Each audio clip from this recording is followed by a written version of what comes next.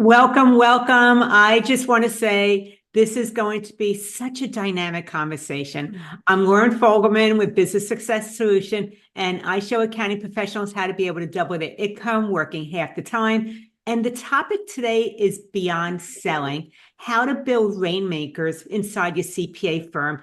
And my special guest today is Samantha Mansfield. So you're in the right place if you want to grow your firm without feeling like you have to become that pushy salesperson. That's just not your style. If you're curious about how business development really works inside today's future-focused modern-day CPA firms, and if you want to build confidence and capability across your team so growth is not solely dependent on you. So if any of those things appeal to you, I suggest you have pen and paper ready or a place to take notes because Samantha is going to share a lot. And then we will also let you know how to connect with her as we wrap up. A little bit about Samantha. Samantha Mansfield is a senior consultant at Convergence Coaching LLC. It's a national consulting firm focused on helping leaders achieve greater success. She's been recognized by Accounting Today as one of the top 100 most influential people in accounting. She's named to CPA Practice Advisors 40 Under 40 and honored to be an American Institute of CPAs and CPA Practice Advisor as one of the most powerful women in accounting. So just a little bit more, Samantha is deeply committed to coaching professionals and guiding firms as they rethink and strengthen their business models. She's energized by sharing practical ideas that help people grow, lead with confidence, and also build firms that are designed for long-term success. Her passion teaching extends beyond her client work and into her community, where she actively gives back and stays engaged. So if you're interested in finding out more about Samantha or Convergence Coaching, you can go to convergencecoaching.com. So Samantha, I am so looking forward to our conversation today. Thank you for joining me. Oh, it's such a pleasure. Thank you very much for the invitation. And before we go into anything else, I would just like to hear, how did you get into this particular focus of what you're doing? Oh, sure. It's interesting. When my career actually started in sales, in technology sales. I was helping practitioners in public accounting transition from DOS into Windows-based general ledger programs. And that was after surviving Y2K. So it was time to move into a Windows-based program. So my career started in sales. And what I really found is that in the sales process, the part that I enjoyed the most was the rolling up my sleeves and getting to know the client that I was working with. What was happening in their firm? What was working? What wasn't working? What did they want to accomplish? And that was genuinely the part that lit me up. That was the part that made me feel satisfied in my work, is that when I knew we found a solution that got them there. And so as time was going on, I really found that consulting allowed me to do so much more of that, and that I got to stay engaged with the practitioners after that. So I got to see what's going on. How are you progressing? And so I've had this year will be 26 years that I've been working with public accounting professionals. I've spent time working at subsidiary of the AICPA, and I've this year will be 7 years that I've been with Convergence Coaching. So it's been a wonderful ride. I love what I get to do every day.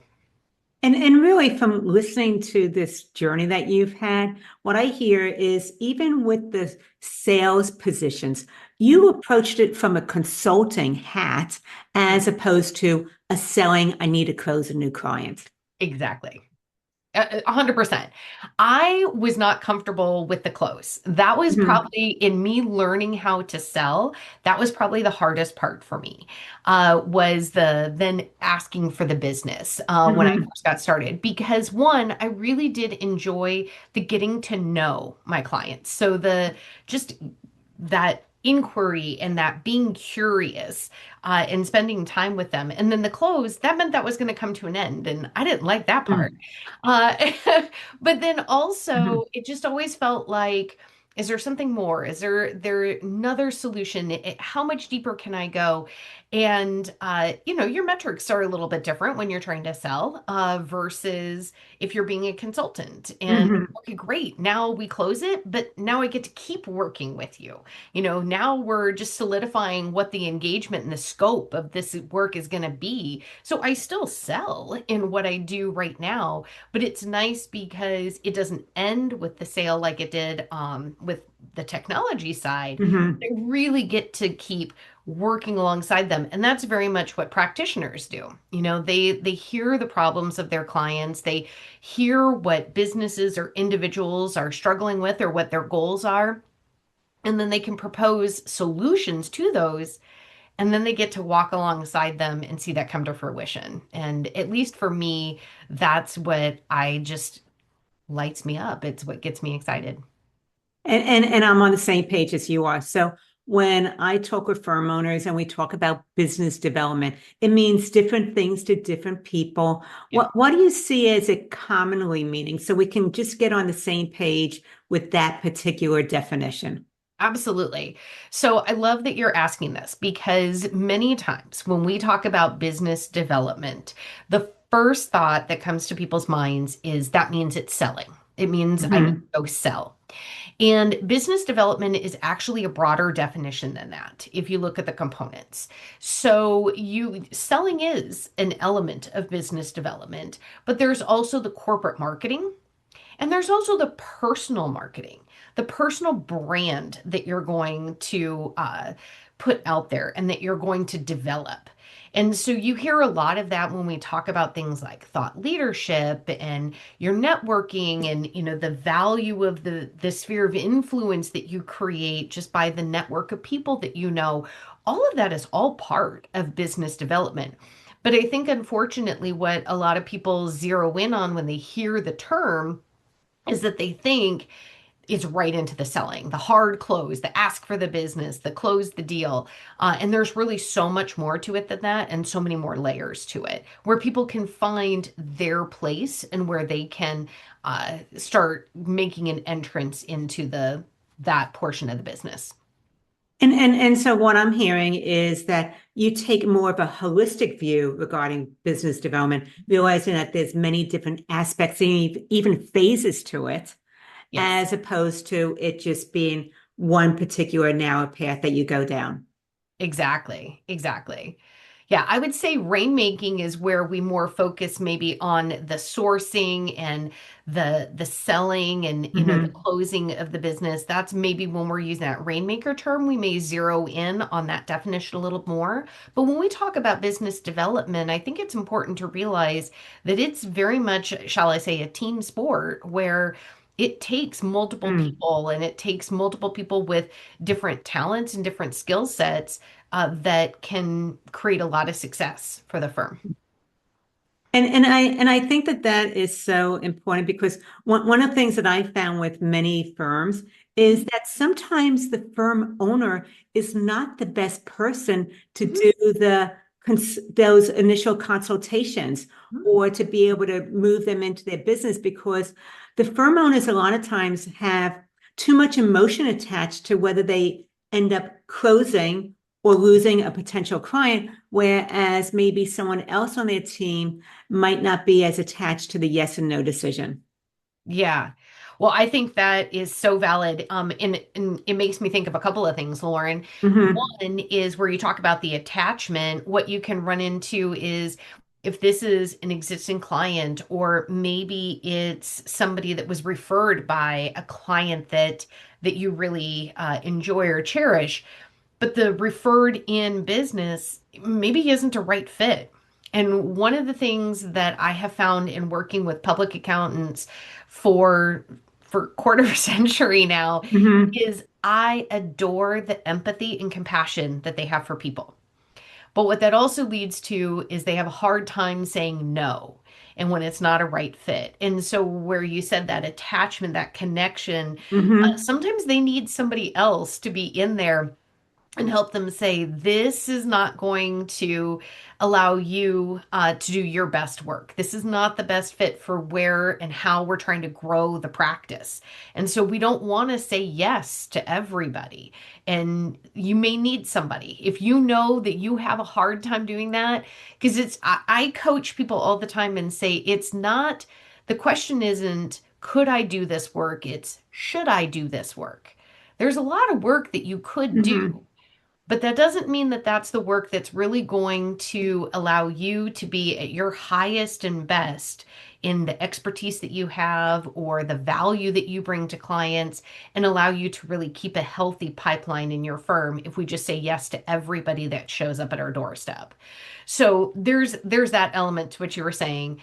The other that I like about having somebody else do some of your prospecting or start with some of the earlier phases before you even talk to somebody about possibly becoming a client is that again does not allow you to perform at your highest and best.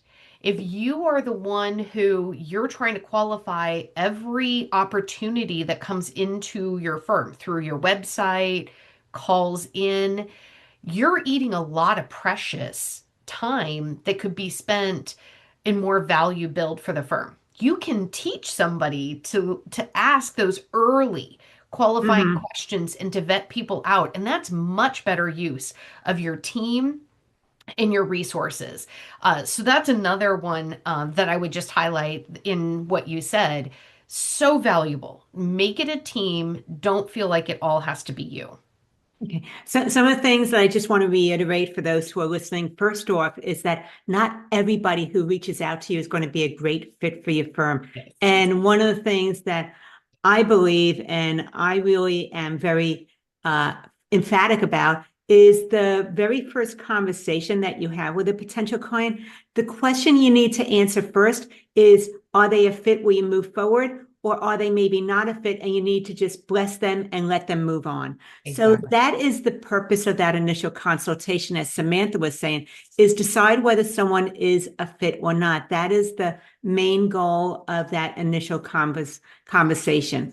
The other thing is that maybe you're doing things where it's not the best use of your time and your value and your expertise. So is there someone better that might be out there in the community or online doing some of the social networking so that you're bringing people into your funnel? And then the third thing, which is so important, is it's beneficial to actually pre-qualify a client before they get an appointment on your calendar. And you don't need to be the one pre-qualifying. Your website can do it, a questionnaire can do it, or someone else on your team can Mhm. be doing that as well. And they're the ones that are like your gatekeeper before you're having that meeting set up on your calendar and taking some of your precious time. So did I miss anything on that, Samantha?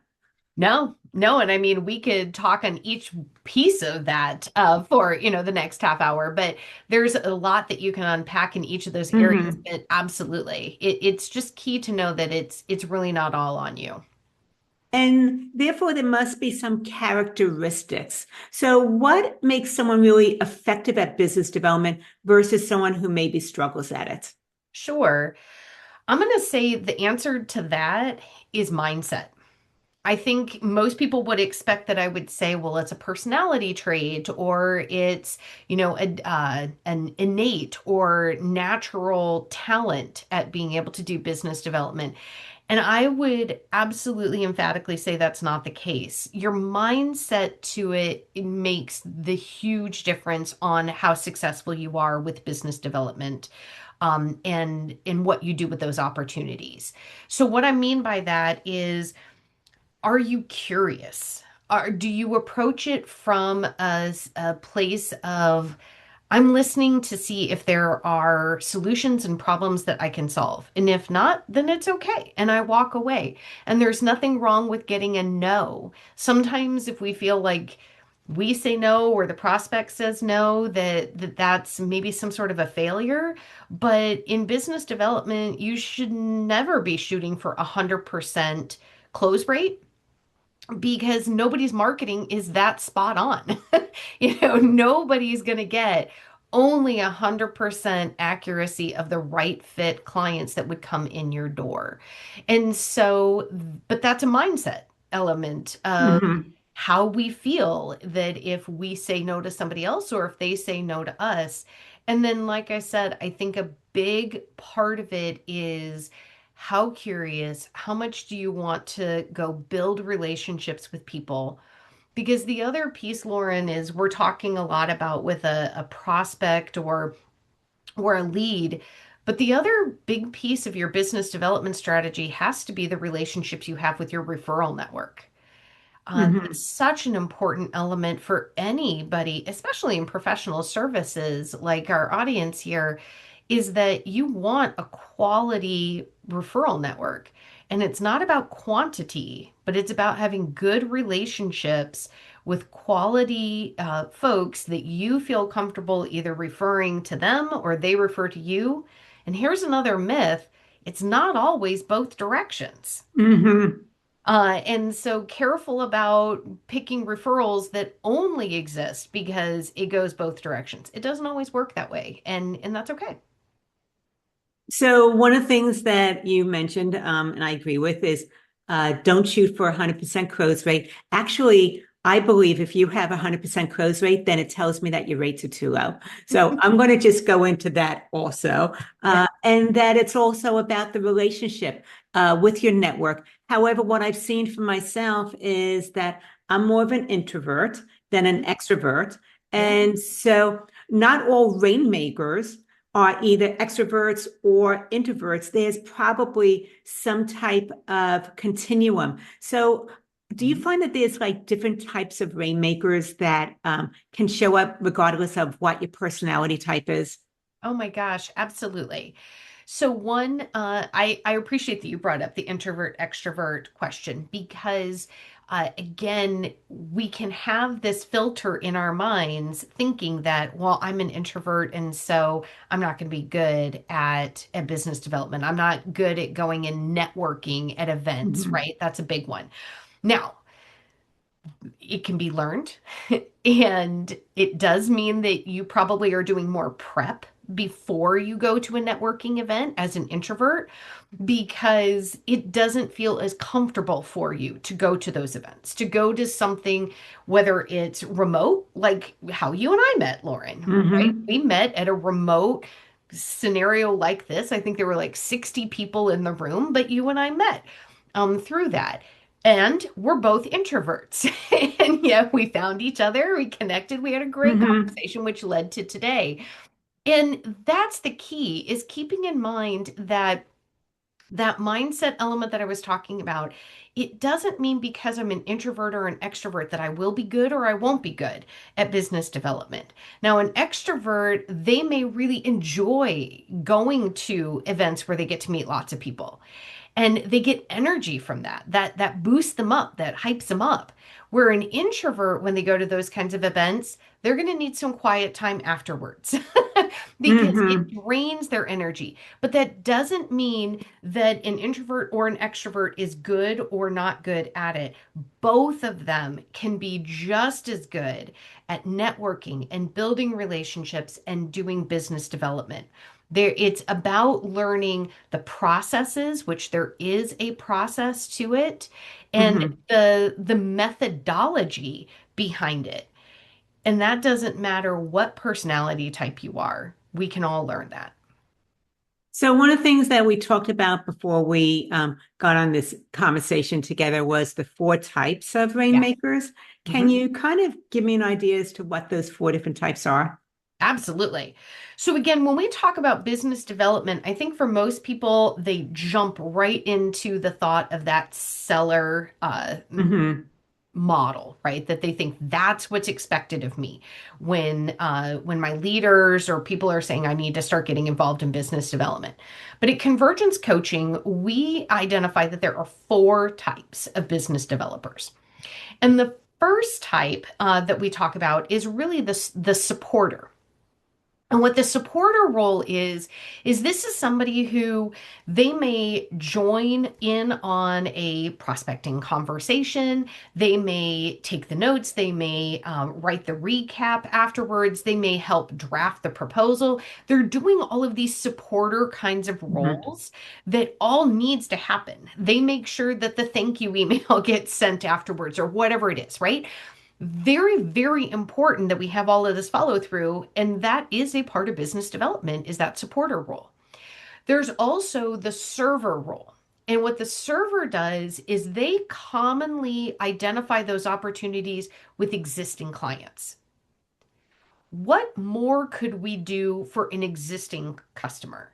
If we hear this client saying they keep having this problem, or maybe we hear them say they're starting a new initiative, we then, as that server capacity, are thinking, oh, that could be something else that we could do for them and not go out of scope of our current Mhm. engagement, right? Which is what you're saying too, Right. right? When we have to be careful that we don't go out of scope and then just give away our services. That's what a server does. A server's really listening to our current relationships and saying, I think there's an opportunity here. And Mhm. that's usually a very easy place for people because we've already got the relationship with the client and they don't even see themselves as doing business development when they add those services on. But you absolutely are. And it's one of the most economical ways for us to do business development. And then we have the seller, and that's the one, like I said, most of us think about. Those are the ones who we put the elements of the proposal together, we ask for the business, we get the engagement letter signed, those kinds of things. That's our classic seller. And then the last is the sourcer. And the sourcer is in different capacities. So the sourcer is, I was just talking to somebody this week and they were saying, oh my goodness, we have a partner in our firm that he walks down the street and he'll come back to the office with 5 leads, right? Mhm. That's a sourcer. They just have such a reputation and they've gotten to know their community so well that they bring in leads. But sourcers can do it remotely and digitally as well. You may be a thought leader. Again, kind of like what we're doing right now, Lauren, where you do a podcast, you do a webinar, you write an article for an association in a niche industry that you serve. And that's how you build your brand and your reputation on the experience Mhm. and deep knowledge that you have. And then people come into your firm because they're looking for that and they saw that. All of that is sourcing.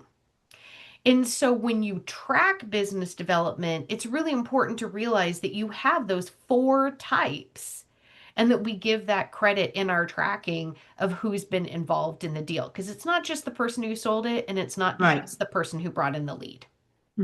And it also depends on the size of the firm. So a smallest firm, especially if you're solo still, as opposed to one that's one of the top 100s, Mhm. you might be wearing more than one hat. But 100%. to realize that there's different aspects to bringing someone into your business, the rainmaking, that's the supporter, which is doing more the admin and the assistance for the main person.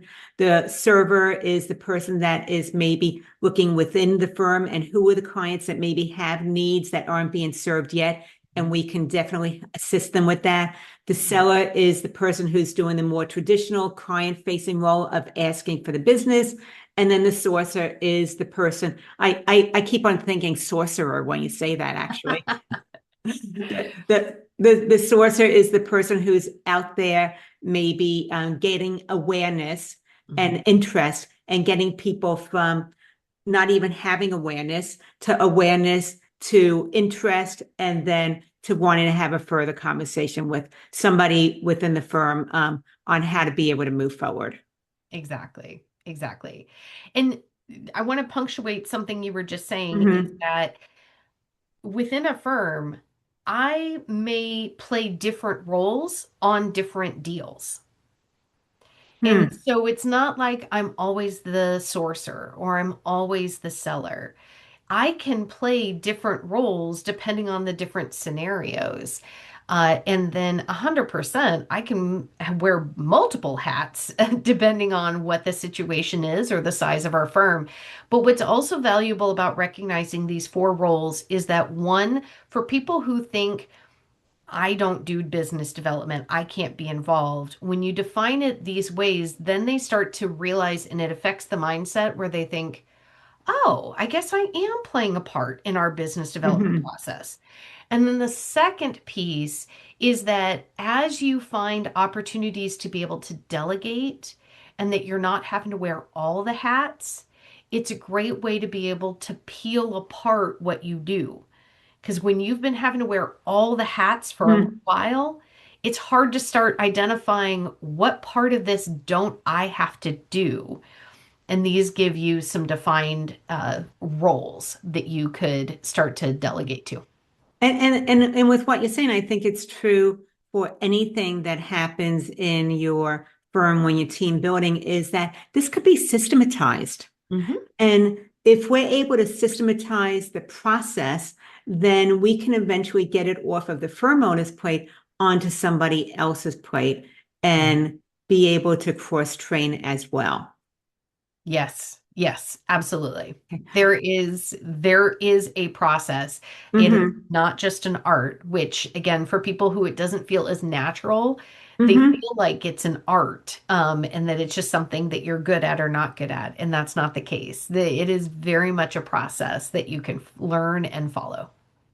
And one of the things that you also mentioned is that you can do this even if you have a virtual firm. And Mhm, as you know, more and more firms are no longer brick and mortar. They are now either hybrid or they're fully remote. mhm. And has that affected how people do business development now? Oh, it should. If it hasn't, you should Yeah. 2026 make that a priority. It should affect how you do business development. So I'll start with what it doesn't affect, and that is it's still about relationships. Hmm. So when you're doing successful business development, it is about making connections and building relationships. That's number one. What does change is how we go about building those relationships. And we don't have to think that we physically have to be present with somebody to be able to build a lasting or a relationship. And it's funny, in the programs that we teach and when I coach practitioners, I share some stories that I've been using social media for a lot of years now. And when I go to a conference or whatnot, and I finally meet somebody in person for the first time, it's this moment that you sit there and think, is this really the first time we're meeting? Because we've talked so much through social or we've connected so much through social that I even have to physically pause and say, wait a minute, I think this is the first time physically we're meeting each other. And I share that story because too often we feel like social media is superficial and we're not able to build depth of relationships. And that's not the case. But it's only going to get deep and we're only going to be successful with that when you're intentional about your approach. So we have to be intentional about the outreach that we do. We have to be intentional with the follow up that we do if somebody does connect with us. And we have to make ourselves visible. So again, like how you and I met, there were a lot of people in that Hmm. room, right? If we hadn't spoken up and said something where we found out we had some things in common, if we didn't have our cameras on where we could see each other and make some connections, then the likelihood of us even meeting in that scenario is far more diminished. But I think people will go to remote events and say, check the box, right? I did it, but how engaged were you? Hmm. Were you in the chat? Were you connecting? Were you immediately going on to LinkedIn and sending them a message saying, hey, I really appreciated what you said in that conversation today. Maybe we can have a follow-up coffee chat, remotely like we did. Or if you are local, like I'm going to one recently or coming up where we're going to actually get to go have breakfast together. But it doesn't have to be that way just to be able to get those relationships. And that's what has to be really considered is that we can do this in a remote environment as long as you put the strategy and the intention behind it. And so many of the points that you're making, I think actually cross over and apply to in-person networking as well as virtual networking, where Yes. you need to be intentional, especially if you're more of an introvert than an extrovert. You approach it a little bit differently. You need to make sure that you're being seen in some way as opposed to just standing in the background, which is easy to do in an in-person event also.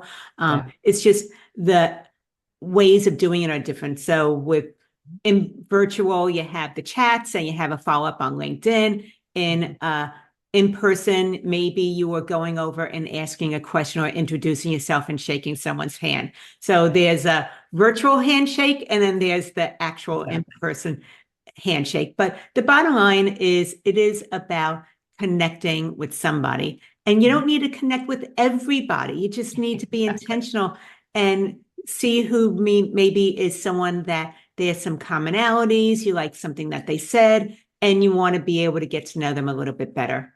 Right. Yeah. The key thing when you start with business development, because it can feel overwhelming, and especially most practitioners I talk to, they don't feel like they have just extra time.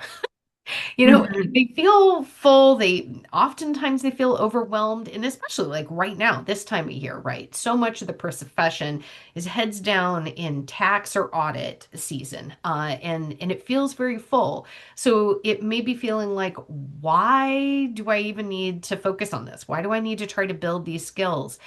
And the real fact of the matter is because you want to build a client base that you enjoy. Mhm. You want clients that bring you joy. We spend a lot of hours working and we don't have to say yes to everybody. So you want to have a pipeline full of opportunities because you're going to have clients that age out or that sell their business or whatever the situation is. There's natural attrition that happens in your client base. And so you don't want to be in a position where you just have to add another client because I need the revenue. Let's have a healthy pipeline of people who are getting to know you and want to work with you. And then I can strategically choose my yeses that I want to say that to. Mhm. And Samantha, I know that like in the beginning of my journey, which was back in 2009, and I started moving this direction, the Yeah. thought of going to a network meeting, and at that point they were mainly in person, was very, very intimidating, Yes. especially if I knew that I was going to have a chance to maybe get up in front of the room and introduce myself for 30 seconds. I would have this aerobic heartbeat the entire time just waiting. I couldn't hear what anybody else said because Right. I was so nervous about that. So, do you have any recommendations for someone who might be interested in this, but they don't have the confidence? And what could they maybe do as a first step to get started? 100%.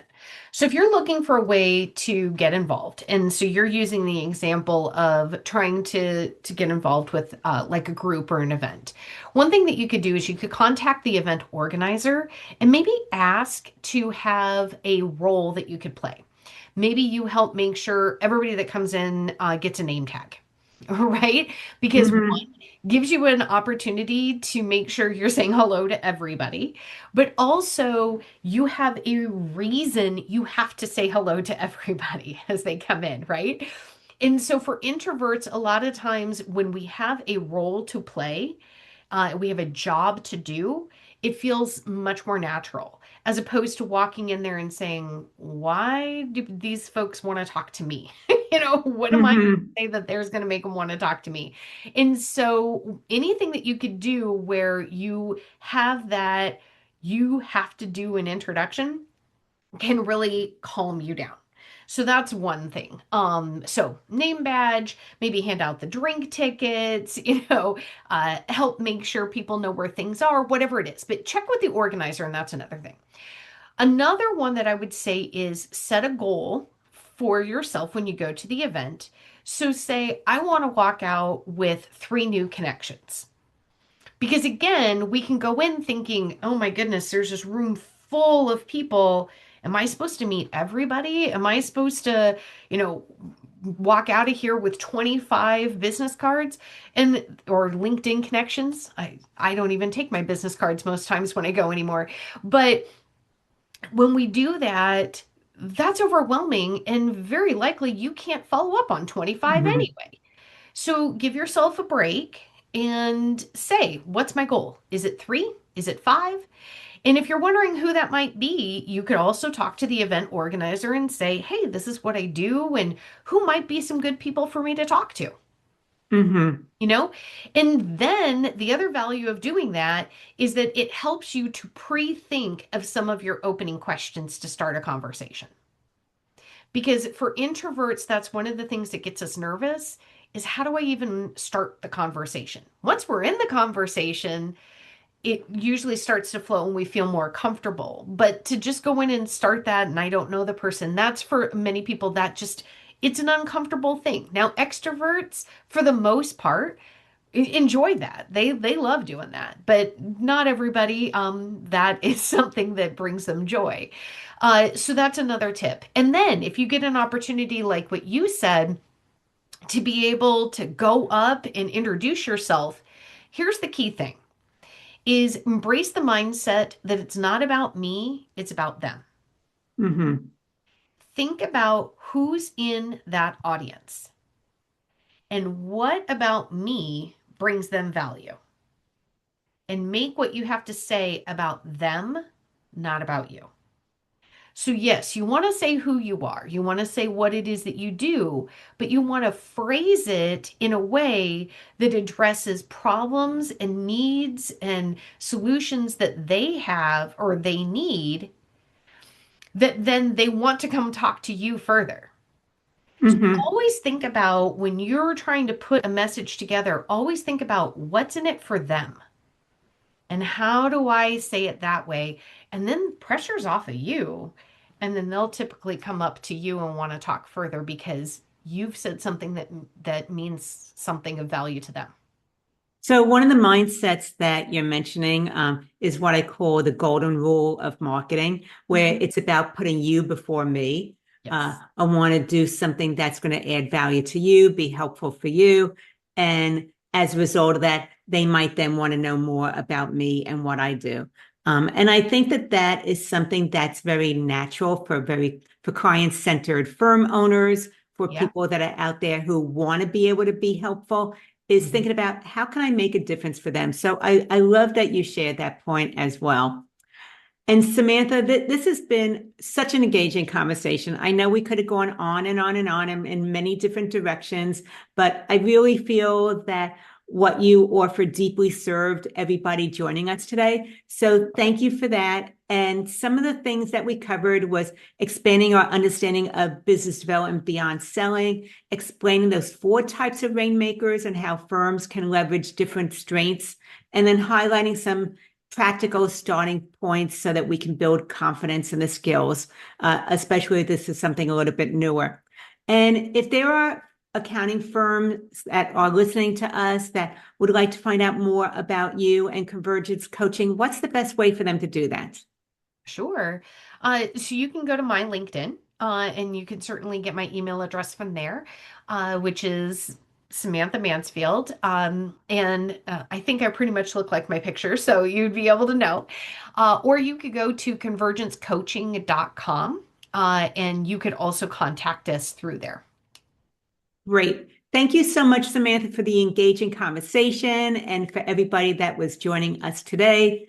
This is Lauren Fogelman with Business Success Solutions showing accounting firm owners how to be able to double their revenue working half the time.